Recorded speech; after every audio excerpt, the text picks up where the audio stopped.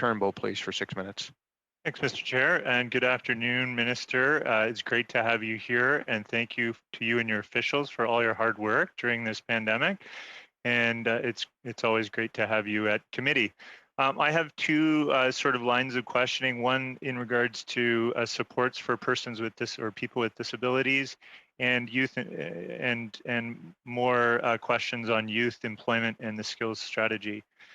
So hearing the voices of people who are impacted by policy decisions, I know is important to our government, and I know it's important to you. We've talked about that before. Can you tell us how you are ensuring we are taking a disability inclusive approach to our response to the pandemic? Well, thank you for the question.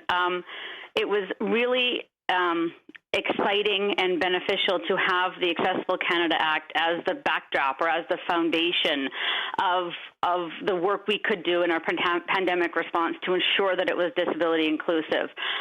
We immediately struck what we call the COVID Disability Advisory Group, or CDAG, which really advised our government on pandemic response and how our decisions could or would be impacting people on the ground with lived experience in disability. They were just invaluable in terms of the advice they gave and the issues that we were able to address in partnership with the disability community.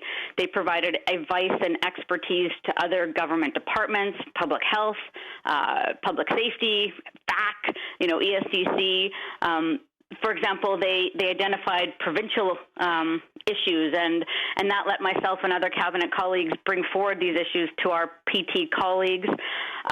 We signed on to a UN statement that we would take a disability inclusive approach, which was signed by over 100 countries.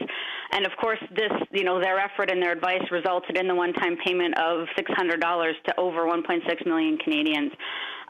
They said that we needed more employment supports as people transitioned to working at home. So we created the Workplace Accessibility Stream of the Opportunities Fund. And quite frankly, across the board, we were able to understand the impacts that anything we were doing would have on this particularly vulnerable population. So I think, quite frankly, that the way we handled the pandemic will be, a baseline for emergency response in the future. No government of Canada will ever go back to not being disability inclusive. Thank you for that.